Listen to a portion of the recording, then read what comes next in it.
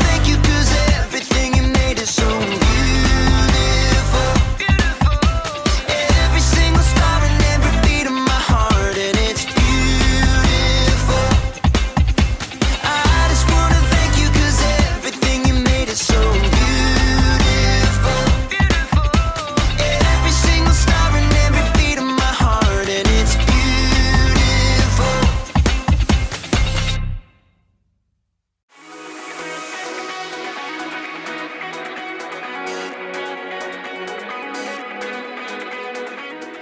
Hey everybody, I'm Graham, Candy Connoisseur, and I'm here to talk about individuality. Individuality is discovering who you are meant to be so that you can make a difference. Every single one of us is an individual.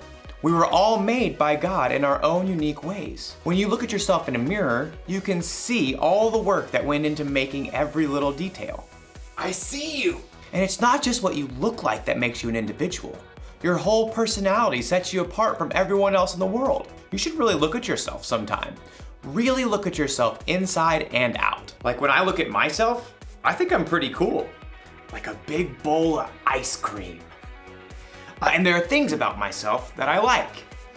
I love that I'm good at problem solving. I have this ability to understand when something is wrong and immediately think of ideas to fix it. Oh, and I like that I'm funny. Like, have you ever heard of this one? Knock, knock. Oh, right. I need someone in the room for that joke. Anyways, the punchline is, I didn't know you could yodel. Oh, I think I'm funny. Actually, now that I'm really looking, I'm thinking there are some things that I don't like about myself. Like, sometimes I procrastinate. That means when there's something that needs to be done by a certain time, sometimes I wait till the last possible minute to get it done. Oh, and sometimes I have a bad temper. When someone disagrees with me about certain things, I can get really angry really fast. And sometimes, not all the time, but sometimes I can be really selfish. There. A little cool, a little gross, and a lot messy. That's how I can see myself sometimes. Maybe you see yourself that way. Well, after today's story, you might discover that there's a whole new way to see yourself. Yeah, right. Like I'm really gonna eat that. See? I'm funny.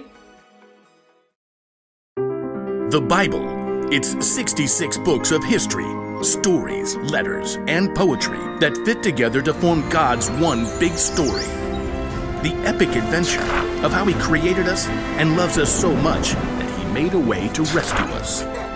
As we travel through the Bible, from Genesis to Revelation, we discover people who met God and found their lives changed forever. Now, for an amazing story.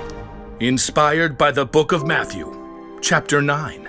Verses 9 through 13. Everyone in the shore town of Capernaum knew who Matthew was. You may also call me Levi. But few people actually liked him. Well, that's rude. Truth is, Matthew had put himself in an awkward situation. He was Jewish, like his relatives and friends, but he chose to work for the hated Roman government. Just trying to make a living. Matthew was a tax collector for the Romans, and tax collectors were known to lie about the amount of money people owed. 5 gold pieces. But it was only 3 last year. 5, and not a shekel less. After collecting money, the tax collectors would keep the extra for themselves. Many of them grew rich by robbing the poorest people in their towns. In fact, tax collectors and sinners were considered to be the same thing. Hey, I work hard. But no matter how hard Matthew tried to polish his own image, deep down, he knew how others saw him. He heard their whispers as he crossed to the other side of the street to pass his booth. I do not know how that man sleeps at night. He's the worst, doing the Romans' dirty work. But one day, the crowds of Capernaum were full of different news. Did you hear about Jesus of Nazareth? The rabbi? He's not only a teacher. This morning, he made a lame man walk. That's just talk. My son was there. He saw it with his own eyes. The whole city was ablaze with the story, and even Matthew, who was tucked away in his tax collector's booth, was fascinated. Maybe the man just had a limp or something? Oh no, this Jesus has real power. He cares about people. Well, maybe. Anyhow, you owe 3 gold pieces. 3? How are we supposed to eat for the rest of the season? Take it up with the governor. I'm just doing my job. I bet Jesus would have something to say to you. Next. Within a short time, the market became even more crowded. Jesus! Jesus is coming this way!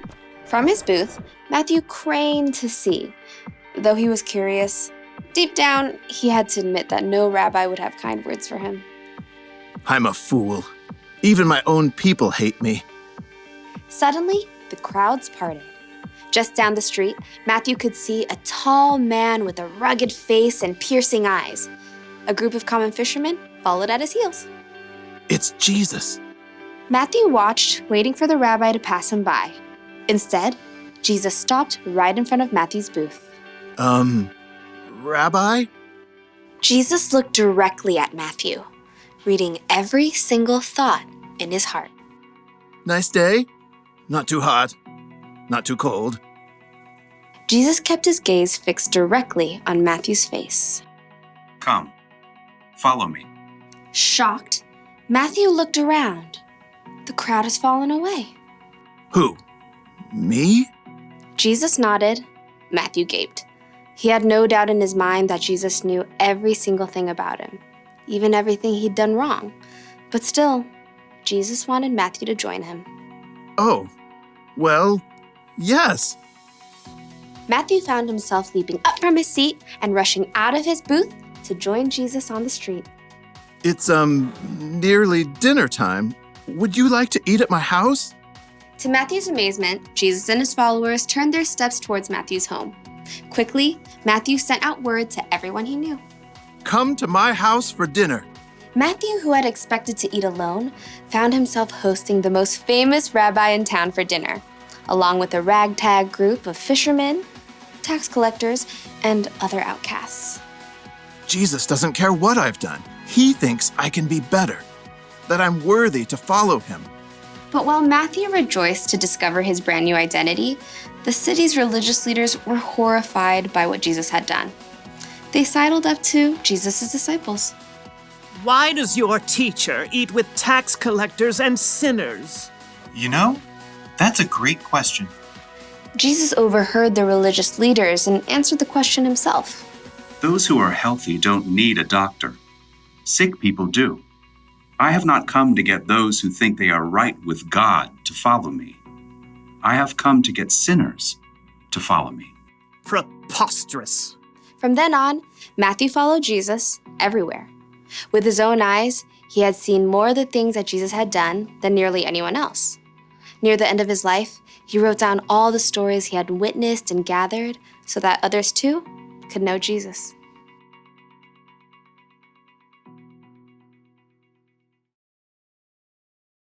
Before he was one of Jesus' disciples, Matthew was a tax collector. Tax collectors were kind of known for cheating people out of their money. Other people would have called Matthew a sinner, and it would have been true.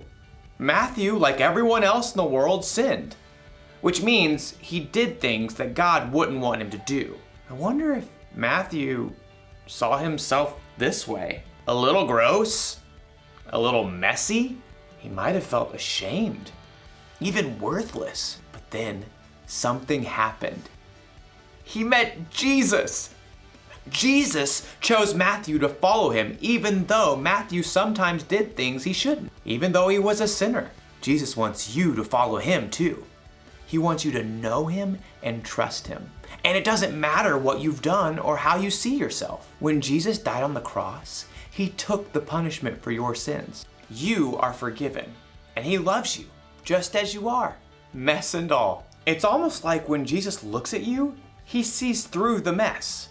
He sees past your mistakes. He sees the individual you that God created. When you believe in and follow Jesus, it can help you see yourself through his eyes. And it's so much better that way. The one thing to remember today is this. Knowing Jesus changes how you see yourself. I definitely like myself a lot better without mayonnaise. Blech. I'll see you next time.